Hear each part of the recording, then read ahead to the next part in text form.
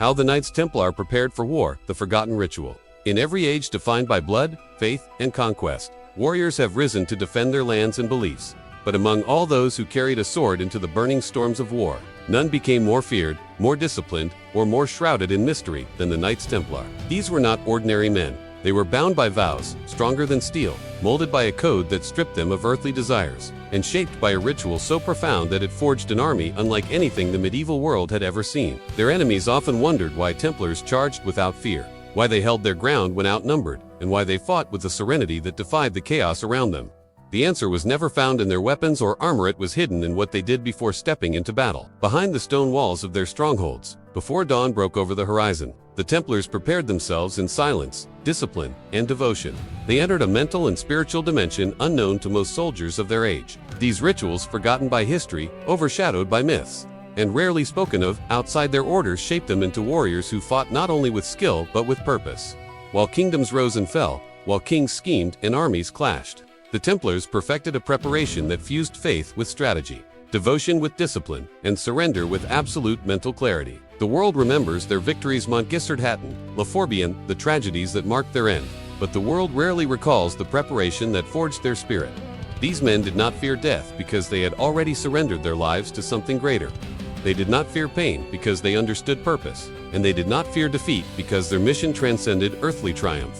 A Templar's strength was never measured only by the sharpness of his blade, but by the condition of his soul. Today, you are about to witness the forgotten ritual, the practices that cleansed their minds, aligned their intentions, fortified their courage, and transformed ordinary knights into living symbols of devotion. What you will discover is not legend. It is the unseen foundation that made the Templars the most formidable warriors of their age. This is how they prepared for war. This is how they forged composure in chaos. This is how they carved their names into eternity. In the medieval world, warfare was brutal, unpredictable, and merciless. Soldiers marched into battle overwhelmed by fear, burdened by uncertainty, and often unprepared for the horrors awaiting them. But the Knights Templar approached war differently. They understood that victory did not begin on the battlefield. It began in the discipline of the mind, the purity of the spirit, and the steadfastness of the heart. Their preparation for battle was not merely a sequence of physical training. It was a sacred ritual designed to reshape their inner world long before they faced the enemy. The Templar life was built on three pillars: devotion, obedience, and absolute clarity of purpose. Before they lifted a sword, they first lifted their intentions. Before they charged into the fray, they confronted their fears. And before they risked their lives, they surrendered them in prayer. In their chapels, illuminated only by flickering candlelight, the knights knelt in silence, preparing their spirits for the possibility of death. To the Templar, death was not a defeat, it was a return. This belief dissolved fear in a way no weapon ever could. Their rituals strengthened not only their spiritual resilience, but also their mental focus. A Templar learned to detach from distractions, purify his thoughts, and enter a state of unwavering clarity. He was taught to fight without anger, to strike without hatred, and to march without hesitation. The order believed that anger clouded judgment, fear weakened resolve, and ego led to destruction. By stripping themselves of these impulses, the Templars transformed into warriors capable of unity, obedience, and extraordinary discipline in the heat of combat. Every detail mattered. Their armor was cleaned, their swords sharpened, their mantles inspected not as acts of vanity, but as expressions of readiness and respect for the mission ahead. The knights slept lightly the night before battle, and many fasted, believing clarity came from sacrifice. Each man reviewed his oath, remembering that his life belonged not to himself but to the order, to God, and to the mission entrusted to him. Their preparation also extended to the strategic realm. The master of the order gathered key commanders, studied terrain, evaluated enemy positions, and crafted precise formations. Every knight understood his role, his place, and his responsibility. When dawn finally arrived and the horns echoed through the cold air, the Templars rose, not as individuals, but as one body synchronized in purpose, unified in will, and spiritually unbroken. This introduction opens the gates to the forgotten ritual you are about to discover. Now, step forward into the world behind their discipline, into the inner sanctum of their preparation, and into the silent chambers where the true strength of the Knights Templar began. The purification of the spirit was the first and most essential step in the Templar preparation for war, a process carved into the very foundation of their identity and executed with a discipline so absolute that it shaped every breath they took before stepping onto the battlefield. Inside their fortress chapels, lit only by trembling candles and the cold glow of dawn slipping through narrow stone windows, the knights entered a sacred silence that stretched deeper than prayer. This was the moment in which every man confronted the fragile border between life and death. surrendering his fears, desires, and doubts with an honesty sharper than any blade. Kneeling on the chilled floor, each knight whispered confessions not to erase guilt, but to remove the invisible weight that could slow the mind or weaken the resolve. They believed that a warrior with a burdened soul fought divided, while a purified spirit fought whole and unstoppable. This ritual cleansed their intentions until only purpose remained pure, disciplined, unwavering. Through these moments, they shed their attachment to worldly worries, remembering that their oath demanded a loyalty higher than kings and a courage deeper than fear. By the time they rose, their minds aligned with faith, their spirits fortified, and their will sharpened to the edge of steel. They were no longer men preparing for a battle, they had become vessels of conviction ready to face destiny itself. As the ritual deepened, the Templar confronted the ultimate truth that defined their bravery. Death was not the enemy, but a transition, a return. This belief dissolved the terror that crippled ordinary soldiers, for the Templar saw himself as already surrendered. The Brotherhood taught that the moment a man released his fear of death, he became a force that no enemy could intimidate, no chaos could shake, and no army could easily defeat. The knights stood side by side, hearing their own heartbeats steady into a unified rhythm, preparing not just to fight, but to offer themselves fully to the mission entrusted to them. They repeated sacred verses that reminded them of humility, obedience, and the vow to protect their brothers with their final breath. In this atmosphere of spiritual fire, they became purified instruments of purpose, men who no longer marched for personal glory, but for a divine cause that stretched far beyond the battlefield. When the horns of dawn finally called them forward, every Templar stepped into the rising light not as an individual seeking victory, but as a spirit forged in devotion, ready to face whatever storm awaited with a courage untouched by fear and a resolve no enemy could break. Before a Templar could lift his sword or mount his warhorse, he had to conquer the vast and treacherous battlefield within his own mind. The discipline of the mind was not merely a training method, it was a psychological fortress, a shield forged from focus, clarity, and unshakable emotional control. The order understood that a knight who could not command his thoughts could never command his blade, and so mental preparation became a sacred ritual, equal in weight to prayer or physical readiness. In the quiet stone-walled rooms of their commentaries, the Templars practiced deep silence every evening before battle, slowing their breathing, steadying their pulse, and allowing their thoughts to settle like calm water. They visualized formations, rehearsed maneuvers, and mentally walked through every movement, every strike, every defensive turn of the wrist. By training the mind to predict chaos, they created warriors who entered combat already familiar with the storm. The Templar's mind was taught to move like steel cold, precise, disciplined. Anger was forbidden. It clouded judgment. Fear was dismissed. It weakened the spirit. Ego was crushed. It shattered unity. The order believed that true victory began long before swords crossed it, began with mastering the inner world. Through this relentless mental conditioning, the Templars became warriors who could stand unbroken even when the world around them collapsed in flames and screams. This discipline was also the foundation of the Templar Brotherhood, for mental control created unity, more powerful than numbers. Each knight was trained to trust not his instincts alone, but the collective instinct of the Brotherhood. They learned to listen even in chaos, to obey commands instantly, and to silence their individual fears in favor of collective purpose. Their minds became attuned to each other, allowing them to move as a single organism in the heat of battle. While other armies scattered under pressure, the Templars held together like a wall of living iron. They were taught to detach from the noise of worthless screams, the fear, the thunder of charging cavalry, and focus only on the rhythm of movement, the weight of their vows, and the voice of their commander.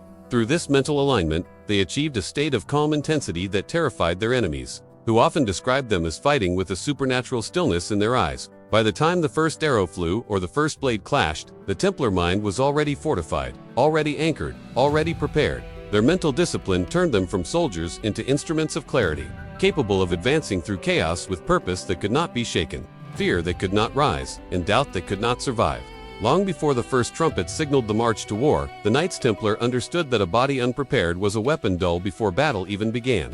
Their physical preparation was an essential ritual, methodical, disciplined, and executed with the precision of men who believed their bodies were instruments entrusted to them by God. On the eve of combat, the courtyards of their fortresses echoed with the rhythmic clatter of armor, the tightening of straps, and the controlled breaths of men rehearsing each motion with unwavering focus. They inspected their chainmail, link by link, making sure no rust, crack, or weak metal threatened their survival. Their swords were sharpened, not with aggression, but with reverence, for they believed a blade was an extension of divine duty. Their shields were checked for fractures, their helmets polished and secured.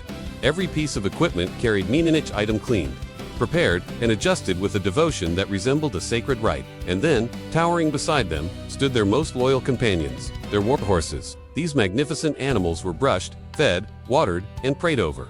For the Templars, the horse was not simply a mount. It was a partner in battle, a living force that shared their mission. The bond between knight and horse was deep, almost spiritual, and preparing the mount was as crucial as preparing the man who rode it. But preparation of the body extended far beyond equipment.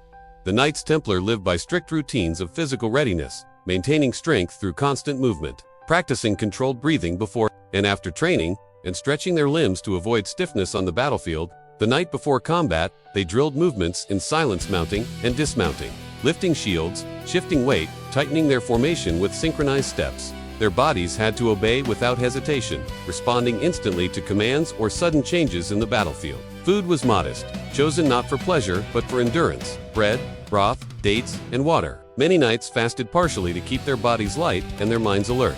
Sleep was disciplined, never indulgent.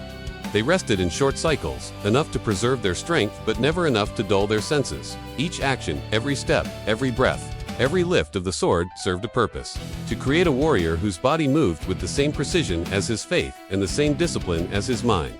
Through this meticulous physical preparation, the Templars forged a unified being where strength, endurance, and focus merged. By the time dawn rose on the day of battle, their bodies were ready to perform as instruments of will. Steady, resilient, and unwavering, capable of withstanding the shock of cavalry charges and the crush of steel, with a mastery that inspired allies and terrified enemies. Among all the elements that shaped a Templar into an unbreakable warrior, none carried more weight, more power, or more meaning than the unity of the brotherhood.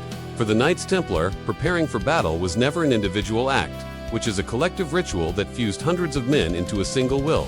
In the final hours before war, the atmosphere inside their fortresses changed. Conversations grew quiet, steps became synchronized, and a profound sense of solemn purpose fell over every corridor. The knights gathered in groups, not to boast or brag, but to reinforce the bond that defined their strength. Their words were few, but their presence, their glances, and their unwavering loyalty spoke louder than any oath. Each man understood that he was part of a sacred chain, and that the chain was only as strong as its weakest link. They reminded one another that courage was shared, fear was shared, and victory or death was shared. Standing shoulder to shoulder, they recited prayers, exchanged blessings, and reaffirmed their vow to defend their brothers even at the cost of their own lives. It was in these quiet moments, in the dim glow of torches and the cold breath of dawn, that the Templars became something greater than individual knights. They became a brotherhood of iron. This unity translated into extraordinary discipline on the battlefield. Unlike many medieval armies, which often broke formation under pressure, the Templars fought with an almost supernatural cohesion. Every knight understood his exact place in the formation, the timing of each maneuver, and the duty of the man beside him. Their obedience was absolute, not born from fear, but from trust. Once an order was given, it was executed without question, without hesitation, and without doubt. This ability to act as one made the Templars a terrifying force. When they formed a cavalry charge, it felt like the earth itself trembled. When they held a defensive line, they became an impenetrable wall of steel and faith. And when they advanced through enemy ranks, they moved with a precision that seemed impossible for such a large and heavily armored force. The Brotherhood was also a source of emotional strength. No Templar ever entered battle feeling alone. He knew that every warrior around him shared his fear, his hope, his purpose, and his fate. This unbreakable unity allowed them to withstand horrors that would shatter other armies. Waves of arrows, crushing infantry assaults, or the psychological terror of being outnumbered. To the Templars, unity was not a strategy, it was their identity. It was their greatest weapon, their unshakable shield, and the heartbeat that carried them through battles where survival seemed impossible.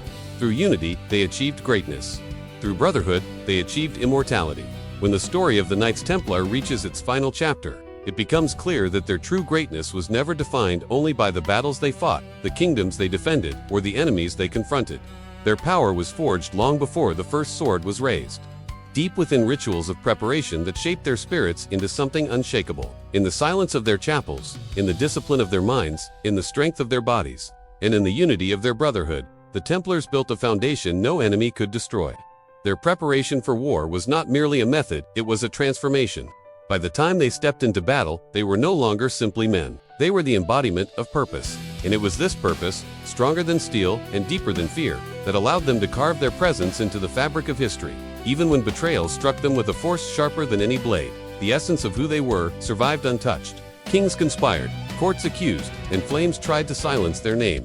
Yet none of these efforts succeeded in erasing the legacy they had forged through discipline, sacrifice, and unwavering devotion. Their downfall was orchestrated by the ambitions of powerful men, but their memory endured because it was rooted not in politics, but in the values they embodied. The Templars showed the world that true courage is not found in victory alone. It is found in loyalty, in preparation, in unity, and in the willingness to stand firm when everything else crumbles.